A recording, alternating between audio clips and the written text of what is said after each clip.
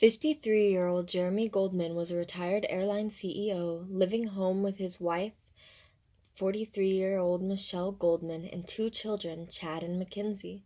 As well as his family, they had a live-in maid and butler to help around the house with various things. He was last seen at his house in the kitchen in a heated argument with the maid, 25-year-old Tiffany James. The butler, Bertram, claims that the two were in an argument about something being misplaced or missing in Jeremy's personal office. Bertram went back to his sleeping quarters around 9 p.m. and woke up at 6 a.m. to give Jeremy his morning coffee. When he entered the personal office, he found Jeremy dead, lying by his desk in a pool of his own blood, stabbed to death. After I went to the kitchen where Tiffany and Jeremy were arguing, I went to my room upstairs and went to bed around 9. I woke up at 6 to give him coffee and noticed Mr. Goldman's office door open. I saw Jeremy dead on the ground and in a pool of blood and called 911 as soon as I could. A 911 call and arrived on the scene at 7. Upon the police's arrival, Michelle Goldman was visibly calm. Police immediately sectioned off the scene and questioned 3 main suspects. My dad was a loving and hardworking man. I had always seen this stuff happening in movies, but I never expected it to happen in person. But I guess that's what he gets for having an affair.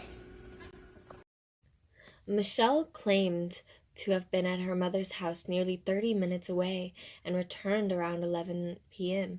and went to bed around 11:30 in their bedroom. She woke to the police arriving at her home with Bertram in the living room, speaking to the detectives.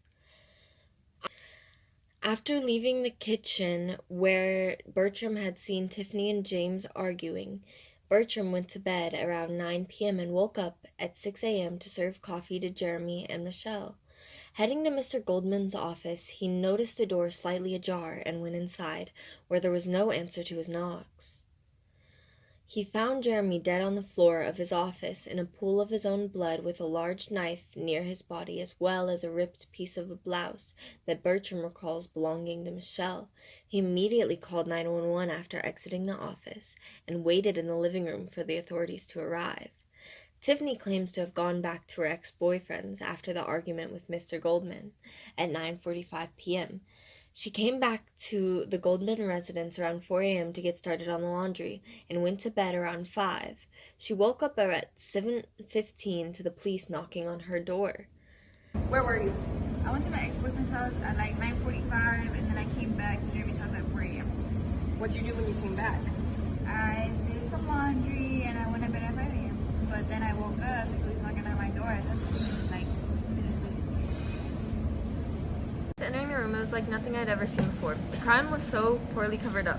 Our suspect is obviously not very bright and did not know what they were doing. There was a ripped piece of cloth that, when further examined, was confirmed to be the same top that Michelle was wearing. The detectives found it in the trash can covered in blood, as well as the knife that was used in the crime had Michelle's fingerprints on it. The only thing my client is guilty of is for defending herself in a dangerous situation with someone she thought she could trust.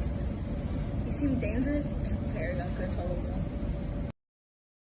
Detectives described the scene as frantic, but not likely a burglary. There were no signs of forced entry and nothing was missing. Police collected the knife and blouse for analysis and discovered that the fingerprints on the knife belonged to Michelle, as well as the blouse like Bertram claimed. There were bloody footprints down the hall leaving Jeremy's office that matched the same size and brand that Michelle was known to wear. Police also found the bloody, ripped-up blouse in the kitchen trash can that belonged to Michelle.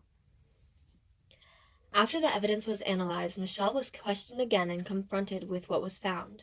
After 2 hours of interrogation, she confessed that she killed him in a rage after finding a box of love letters in his office, addressed both to and from the maid Tiffany. Once Michelle returned home from her mother, she waited for Tiffany to leave and for Bertram to go to bed. Then she struck. She confronted him in his office, which led to a physical altercation leading to her blouse ripping, and then began to stab him with a knife from the kitchen. Michelle was charged with second-degree murder and given life in prison, but depending on how she does in her facility, she is eligible for parole.